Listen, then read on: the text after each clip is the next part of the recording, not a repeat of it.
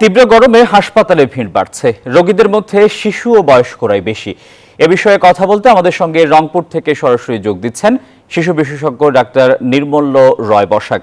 Doctor Nirmalya রয় বসাক, আপনাকে স্বাগত জানাচ্ছি নিউজ 24-এ। আপনার কাছে জানতে চাই, এই গরমে স্বাস্থ্য সুরক্ষায় করণীয় কি, বিশেষ করে শিশুদের জন্য কি পরামর্শ দেবেন? এটা আসলে একটা খুব ভালো টপিকস এই বিষয়ে, কারণ এখন গ্রীষ্মকাল রয়েছে।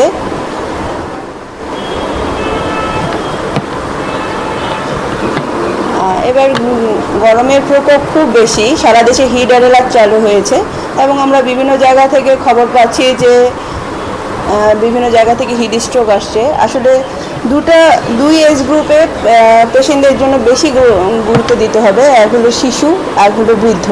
এদের জন্য দরকার বাড়তি গুরুত্ব এবং বাড়তি সচেতনতা। তো বাচ্চাদের ক্ষেত্রে কি হয়, বাচ্চারা এই সময় খেলাধুলা করে, ছোটাছুটি করে, তারা প্রচুর ঘামে। তো তাই তার সাথে পানির শূন্যতা দেখা যায়, পানির শূন্যতার সাথে লবণের শূন্যতা দেখা যায় এবং এই লবণের সাথে সাথে আরও কিছু ইলেকট্রোলাইটেরও ডেফিসিয়েন্সি দেখা যায়। তো আমাদের কি করতে হবে, এই সময় বাচ্চাকে প্রচুর পানি পান করাতে হবে এবং বাইরের খেলাধুলা থেকে বিরত রাখতে হবে। এই সময় আমাদের খেয়াল রাখতে হবে যে বাচ্চারা যেন আউটডোর গেমগুলো না খেলে, রোদে বেশি না ঘোরে, তার থেকে আমাদের ঘরের ভিতরেই তাদের খেলার ব্যবস্থা করে দিতে হবে। আর তাদের পোশাক পরিচ্ছদেও আমাদের খেয়াল রাখতে হবে, হালকা সুতি কাপড় পরাতে হবে। আর এই সময় যেহেতু স্কুল বন্ধ ছিল হিট অ্যালার্টে, স্কুলও খুলে যাচ্ছে, কিন্তু স্কুল খোলার সময় আমাদের খেয়াল রাখতে হবে বাচ্চারা যেন half T shirt, half pant স্কুলের নিয়ম অনুযায়ী পরে।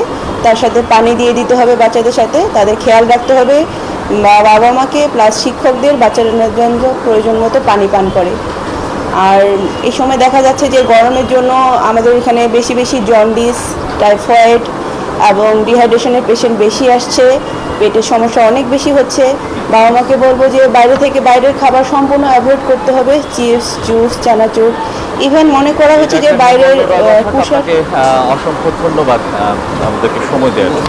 রংপুর থেকে আমাদের সঙ্গে কথা বলছিলেন। ডমেক্স টয়লেট রাখে ফ্রেশ 100 ফ্ল্যাশ পর্যন্ত, তাই ব্যবহার করুন ডমেক্স ফ্রেশ গার্ড।